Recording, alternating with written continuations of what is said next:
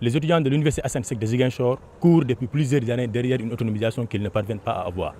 Vous n'êtes pas sans savoir qu'ils ont connu 2 sessions uniques successives pour cette même raison. Et l'année dernière, on a déclenché une marche vers Dakar qui a fait un tollé ici à Ziguinchor pour la même question.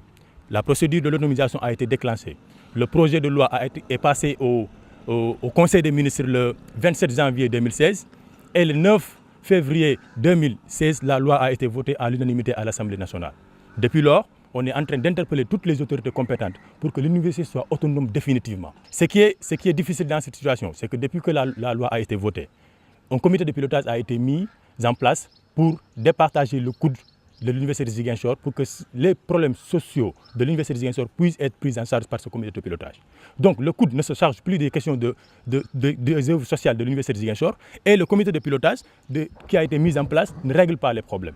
Donc les étudiants de l'université de Ziguinchor sont devenus des orphelins du système. On va vers les rentrées prochaines et pour que la rentrée puisse être apaisée et que les étudiants puissent commencer les cours normalement, la seule condition, c'est que le directeur du CROUS puisse être nommé et que l'université Assane Seck de Ziguinchor puisse être autonome définitivement et qu'on ne revienne plus sur la question.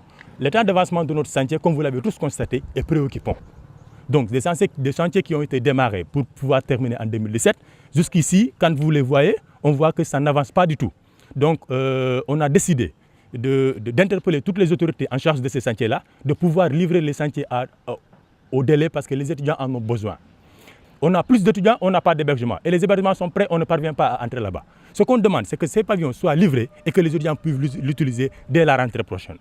Donc nous témoignons tout notre soutien à nos camarades de l'UGB et nous demandons à ce que ces gens-là soient rétablis. Et tous les moyens nécessaires pour que ces gens-là soient rétablis seront utilisés, Inch'Allah.